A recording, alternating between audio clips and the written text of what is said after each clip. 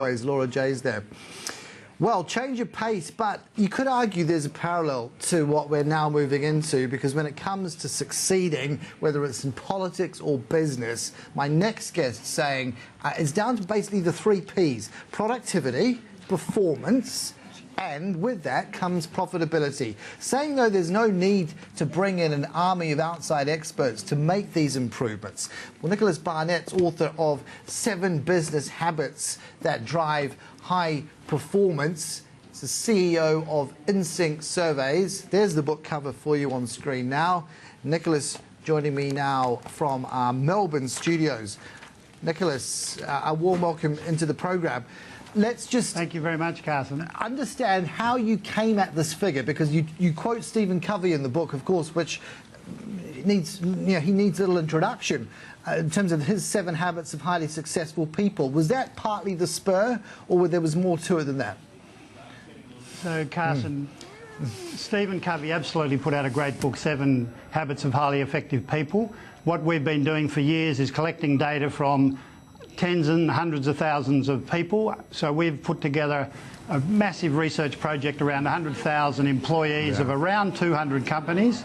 We separated them into high performing and low performing and said, what are the main differences between the high performers and the low performers that we can all learn from? And that's what the book's all about. That's the basis. Did you get... So this is an aggregate, in other words, and I'm not sure whether we can bring up the 7 as they are, but presumably you got a plethora of different views. This is what, just the majority-centric result, is it? The 7 that you've distilled? So, for example, over 100,000 people. So low performing means what do the bottom 25,000 think about their low performance organisation? What do the top 25,000 think about their high-performance organisation? And what are the main differences in the views of the employees? What's going on in the high-performance ones? What's going on in the low-performance? What's the difference? What are the habits that the high-performance ones are doing day after day that the low-performance ones aren't hardly thinking about? Now, you've said as well, and we'll get on to each of them, but you've said really you cannot pick and choose. You have 7 principles, everything from living an inspiring vision right through to continuously improving systems. These would seem axiomatic, but it's actually the ability to apply all of them and apply them over the long term, not just as a fad, that is half the battle. And that's right. These are the basic principles that you must hold really tight to. And there are 7, and as you say, they're all interrelated. Get one right, that'll help the others. Absolutely do one poorly, and it's going to have an impact on the others. So they're not a smorgasbord. You don't say, well, I like to be visionary, but I'm blowed if I'm going to fix my systems and care for my people. That doesn't work. So what are the things you need to do day after day to sustain a high-performance organisation? Well, let's address the first one, living an inspiring vision. That vision, who sets that vision? Is it simply from the top, or is it bringing about views from right throughout the organisation to create one overarching vision and message? Who defines it? So in the book I actually do mention a CEO of a large ASX organisation who said, hey, here's our new vision, and expected people to jump on board. That didn't work. People actually said no thanks. So yes, it's an engagement process. It should include the board. It should obviously include the leadership team. They should be absolutely united about where they're heading. And to the extent you can, also involve your employees, because they're far more likely to buy in if that's the case. And the thing is, it almost becomes a question, does it not, that if there's not buy-in to that vision, who blows the whistle? I mean, you're kind of not exactly going to go and dob in a colleague, but it's as if, one rotten apple, the whole bag is tarnished. So how do you, at that point, in real terms, how do you confront people who don't have that buy-in? Yeah, so look, there's a couple of issues there, Carson, and one is we've used the words quite deliberately, and I've used them in my book, live an inspiring vision. So live means not just actually mention it one day and the second day and then forget it. It's actually build it into everything you do, everything you say, all your communications, day after day, year after year, continually. So that's one issue. You've got to live it, not just put it up there and then go and do something else. You've got to relate everything you do to your vision. And secondly, yeah, one rotten apple, I think, is a really great point. We have a little saying, a minor crack at the leadership team will become a massive chasm when it filters down through the organisation. So the critical part is having everybody, particularly on the leadership team, absolutely 100% on side on this. Yeah, well, and that sounds a Herculean task in practice. It's easy to say in principle, is it not, Nicholas? But, you know, practically, when you have seen management, you know, err and go off that narrow pathway, it's presumably it's asking a lot of someone to say, well, remain a true believer in this organisation. I mean, trust when it's shattered. How do you put it together? Yeah.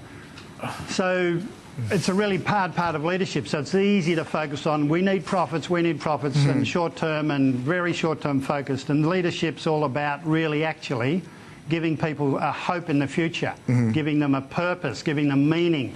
And people don't want to come, work their butt off, go home, get their cheque and come back and do it all again. They want to come with a reason. They want to jump out of bed and say, can't wait to get to work. We have a worthy purpose. What I'm doing is actually worthy as well, and it fits in with the vision of the organisation. So I'm a part of that. That's the ideal. Nicholas, we're putting up now for viewers the wheel, as it were, if you like, around everything you've just been talking about until now. So this captures the 7 high-performance principles.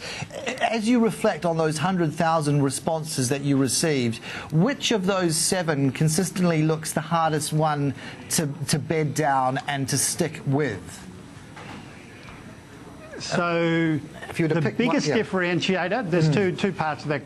Two answers probably. The biggest differentiator between high and low performance is actually habit number 1. Right. Habit number 1, you actually live an inspiring vision and you're continually expressing that as a CEO, leadership team and others.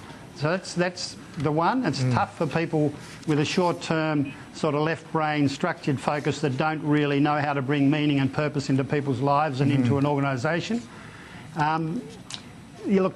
Look, they're all pretty tough. I mean, clear strategies and goals is a classic one. There's about 25% of people in low-performance companies have no idea what the strategy is. That's what they say in our surveys. Yeah. And that 25% goes up to well over 50% for high-performance organisations. So I say, if you go to the football and someone took away the goalpost, there'd be a riot. Yeah. Right. So why don't organisations put back the goalposts? Explain what they're trying to do, explain the major objectives, and explain to people how their role links. A brief final thought. In order to keep this embedded, you've talked, and I started at the beginning by saying, look, there's really no need to bring in outside consultants. You can find the solutions internally. But you do talk about focus groups to, by definition, I suppose, focus minds and test where organisations are at along the road to improving by dint of implementing these changes. Is there a cost figure around what companies might have to budget to do that? You know, focus groups, you could take your pick, couldn't you? There must be hundreds of possible options there. So the focus groups, Carson, are about really getting feedback and understanding what your people think, and also, of course, what your customers think. Yeah. I mean, number 6 is listen, really listen, and adapt to your customers' needs. And it's hard to do that if you haven't got a really good feedback system. Right. Number 5 is care, and genuinely care, not just care, genuinely care. Don't be a fake, be authentic, genuinely care for your people. Well, how do you know if your people think you're caring is a pretty good question, and one way to do that is through surveys, focus groups, and just being in touch with your people. Yeah. Yeah, there's a lot here, Nicholas. We've barely scratched the surface, but I mean, it is all contained inside the cover of your latest book. So, of course, and it's published, it's out now by Major Street Publishing. I want to thank you for coming on the program, as always. Appreciate it. Thank you, Carson, very much. Okay. 7 business habits there. Nicholas Barnett, that drive high performance, with the telling forward as well by Brian McNamee, who himself needs little introduction. Okay.